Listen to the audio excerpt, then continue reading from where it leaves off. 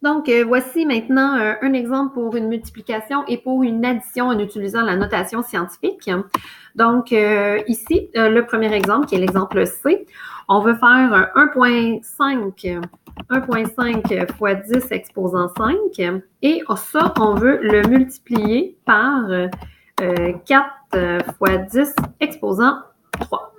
Donc, la multiplication à l'aide de la notation scientifique, c'est quand même assez simple. Il faut que tu mettes les nombres ensemble, puis les bases 10 ensemble. Donc, ça, si je regroupe les éléments ensemble, ça va me donner 1,5 fois 4 et ça va aussi me donner fois 10 exposant 5 fois 10 exposant 3. Donc, quand que tu vas faire ton calcul, on va faire 1,5 fois 4. Ça me donne 6. Fois 10. Et ensuite, les bases ici, vu qu'ils ont la même base, ça veut dire que j'ai le droit de additionner les exposants. Donc, si j'additionne les exposants, 5 plus 3, ça fait 8. Donc, ma réponse est 6 fois 10 à la 8.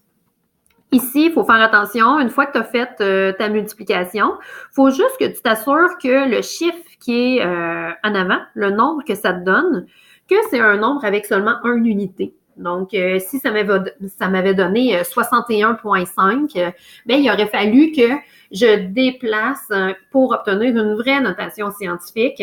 Donc, il faut tout le temps que tu ailles seulement une unité en avant ici. Ça a le droit d'être un nombre à virgule, mais l'important, c'est qu'il y ait juste une unité avant la virgule. Donc, la multiplication et la division se fait de la même façon. Donc, on regroupe les nombres ensemble, on regroupe les bases 10 ensemble, et de cette façon-là, je fais ma multiplication. J'ai le droit de faire ça parce que la multiplication, on dit qu'elle est commutative. Donc, quand tu fais 2 fois 3 ou 3 fois 2, c'est pas grave, tu as le droit de les déplacer. Donc, c'est un peu le principe de qu'est-ce qui est arrivé ici.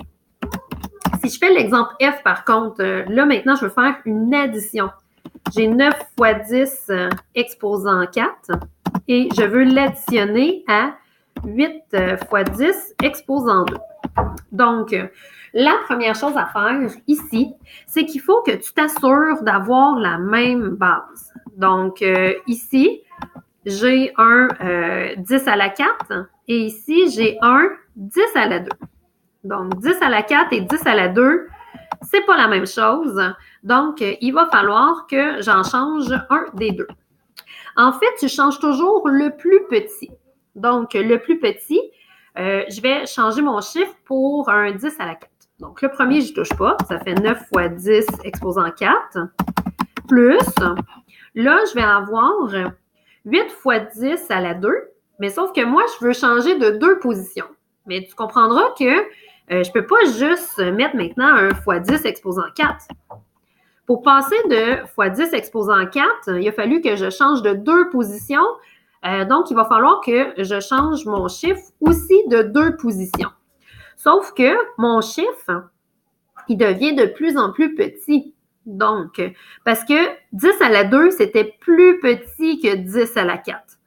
Donc, si je mets le même exposant 10, la même base 10, ben là, je ne peux pas avoir un chiffre qui est plus grand. Mon chiffre ici, il va rétrécir par rapport à l'autre.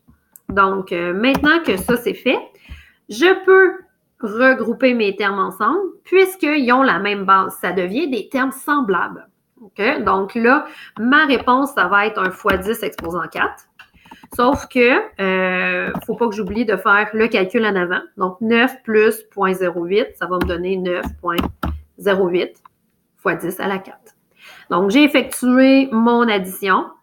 Mon nombre, il y a encore juste une position aux unités. Donc, c'est vraiment un nombre scientifique, en notation scientifique. Ce genre de problème-là, on va le retrouver beaucoup en contexte. Donc, exemple, combien de fois le rayon de la Terre entre-t-il entre la Terre et le Soleil? Donc là, il faut diviser la distance du Soleil versus le rayon. Si on parle d'acarien, OK? Donc là, ça, c'est une unité de mesure qui est très, très, très petite. On utilise la notation scientifique. Et là, si je te demande combien d'acariens y a-t-il sur une tête d'oreiller? Donc là, il va falloir que tu prennes l'aire de la tête divisé par l'aire d'un acarien, puis là, ça va te donner le nombre d'acariens. T'sais. Donc, c'est ce genre de questions-là. Donc, on va se pratiquer à faire ce genre de problème-là et on va utiliser la notation scientifique pour y arriver.